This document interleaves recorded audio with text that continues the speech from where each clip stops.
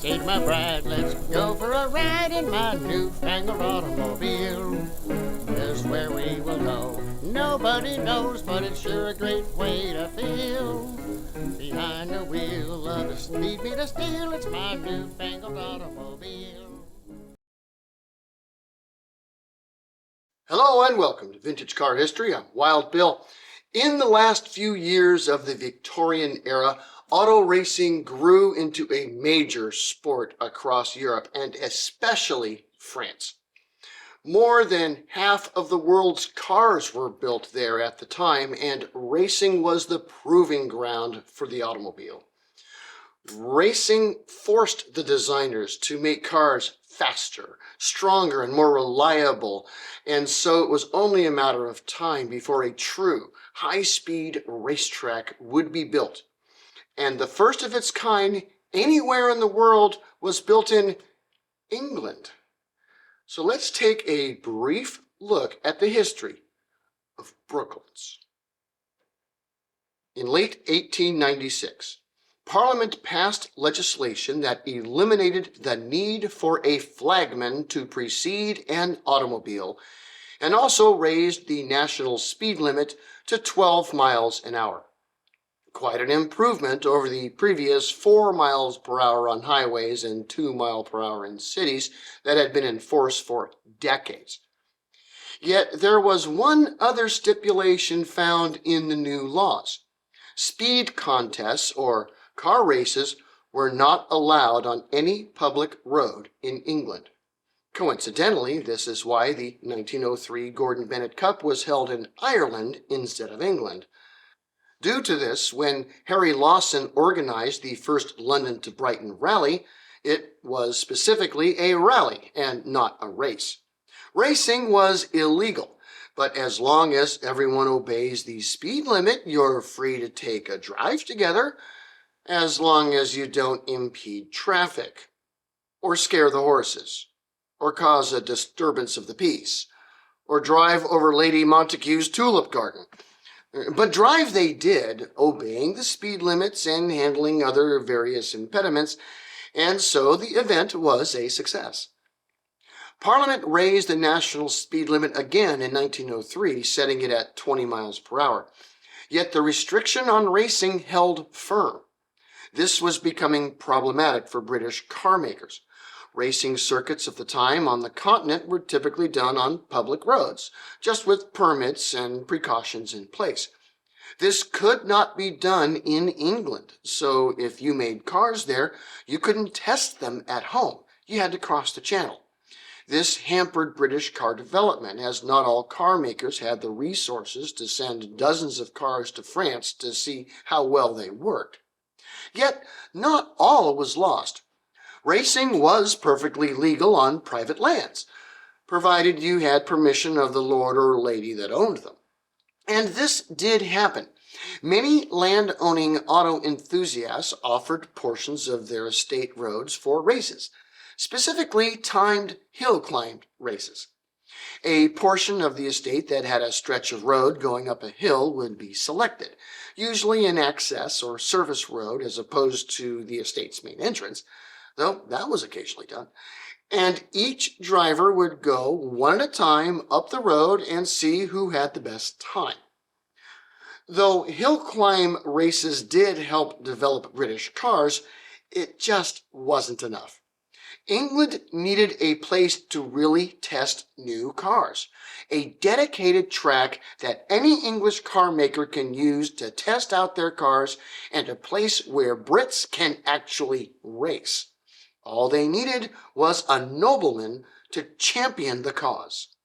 That man would be Baron Hugh Lock-King. Hugh Fortescue Lock-King was born in 1848 at Woburn Park, Chertsey. He was the second son of Peter Lock-King, but his older brother passed before his father, and thus he would inherit the family titles and lands in 1885. The estate included over 4,000 acres of land in Surrey, which included a significant portion of the town of Weybridge. Hugh did study law as expected for a man of his position, but never actually practiced. Rather, the education was for political purposes. The good baron enjoyed his cars, particularly Lanchesters, Italias, and British Daimlers. He also had the property to drive them on, however he wished, but such freedoms were not the case for most British motorists. He joined the Royal Automobile Club and through this in 1905 met Alfred Harmsworth, also known as Lord Northcliffe, who coincidentally owned the British publication The Daily Mail. Between them an idea was hatched. Use Hugh's land and Alfred's paper to create and promote a public racetrack, one that car makers could use to test new cars, and a venue for racing where many spectators can watch in relative safety. Hugh set aside some 330 acres of land near Weybridge in Surrey and hired an excellent surveyor and engineer, Colonel Henry Holden of the British Army, to design and direct construction of the track. At first, Loch King was thinking of primarily a test track, but the colonel had bigger ideas. This needed to be able to support very high speeds, so the turns of the track needed to be embanked, and greatly so. That way, inertia can help keep the cars on the track instead of making them fly off of it. Indeed, a black line was painted on the very wide track to show the point where steering was pretty much not needed for the turn. Grandstands for viewing also needed to be included, and the whole circuit needed to have two great straightaways so that the track can support a race circuit of up to 3 3/4 miles. The track could be configured several ways for different types of races and factory tests. Concession venues were planned, and even an aerodrome in the center of it. This track would be an automotive paradise. It would also be unthinkably expensive to build and came close to bankrupting Loch King. He did run out of money, but thankfully his wife pulled some strings and got the funding. Building the massive concrete banking for the turns was absurdly difficult to do and thus very costly. The project was completed in 1907, after just 9 months, at a cost of some £150,000, over $16 million in today's money. And on June 17th, 1907, Hugh's wife Ethel drove her Italia, leading a procession of 43 cars across the track to announce its opening. On the 28th of June, Selwyn Edge took to this track to set a new world record for average speed over a 24-hour period. And so he and his mechanic, Joe Blackburn, made lap after lap over the next 24 hours without sleep, covering 1,581 miles, an average of almost 66 miles per hour. This record would not be broken until 1925. The first actual car race on the new track took place on July 6, 1907. It was a gala affair with some 500 cars racing and over 13,000 spectators in the grandstands. The race itself was named for and in honor of Marcel Renault, who infamously was killed in the 1903 Paris to Madrid race. This first race was won by a Mr. H.C. Tryon, who was driving for Selwyn Edge in one of the team Napiers, which of course were all green.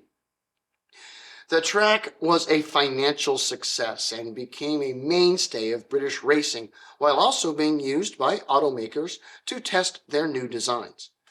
The track could be configured so that a car could pretty much take all of the turns NASCAR style without letting off the throttle, though that was rarely done for racing and was mostly for testing or land speed record attempts, the last ones set there being in 1922 by Kennel McGuinness in his massive Sunbeam, clocking 129.17 miles per hour over a 1-mile distance. Now, this track was financed by various British nobles, and they wanted to ensure that the overall spectator comforts were appropriate for the expected clientele. To ensure the expected clientele, a ticket to the race cost £1 in 1907, which did not include any concessions. That price was above the means of the common laborer, so it could be expected that those in the stands were people of means. Indeed, the Brookland motto was, "The right crowd and no crowding."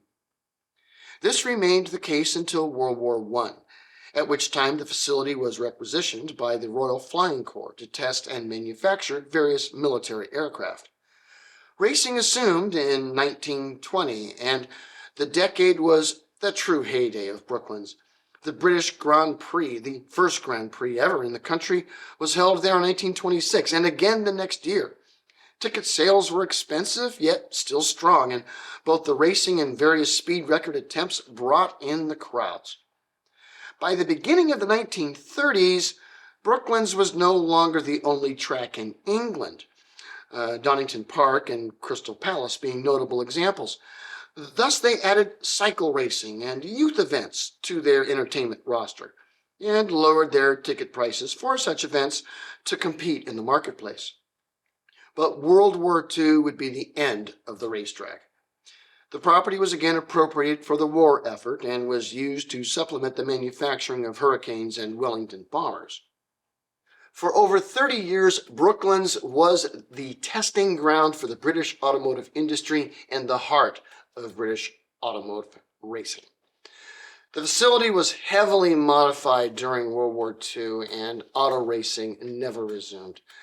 Most of the property was, and some still is, used by Vickers to build various aircraft and military things, but some of the original track has been preserved and is managed by the Brooklands Museum in Weybridge.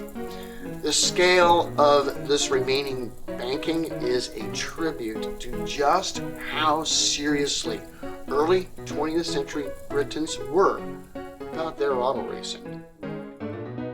Thanks for watching Vintage Car History, and we'll see you next week. Peace.